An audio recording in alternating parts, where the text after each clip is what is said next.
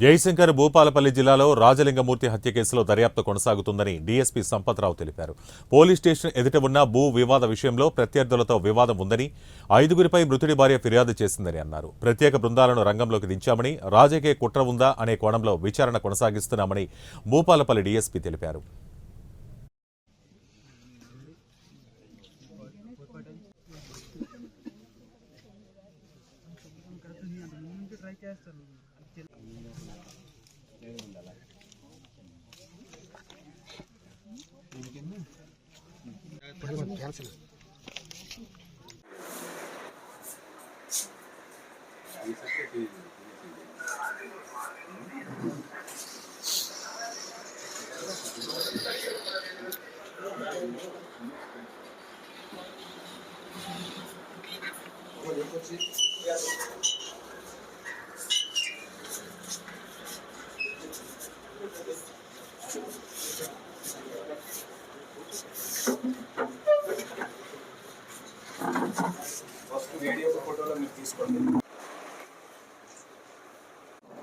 Print and electronic media journalist అందరికీ ముందుగా నా నమస్కారం.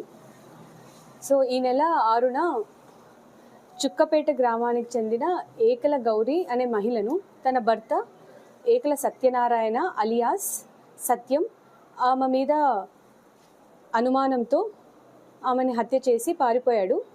ఎస్పీ గారి ఆదేశాల మేరకు గజపతి నగరం సిఐ మరియు మానాపురం ఎస్హెచ్ఓ గారితో స్పెషల్ టీమ్స్ ఫామ్ చేసి గాలింపు చర్యలు చేపట్టాము. ఆ తర్వాత ఇవాళ 10:30 గంటలకి ఉదయం బీసీ కాలనీ దగ్గర రైల్వే బ్రిడ్జ్ దగ్గర ముద్దాయిని గుర్తించి అదుపులో తీసుకొని అరెస్ట్ చేశాము. ఇంకా వివరాలకు వెళ్తే మా దగ్గర ఉన్న ప్రిలిమినరీ ఇన్ఫర్మేషన్ ప్రకారం ముద్దాయి ఒక 5 రోజులు గొల్లుపాలెం అనే గ్రామంలో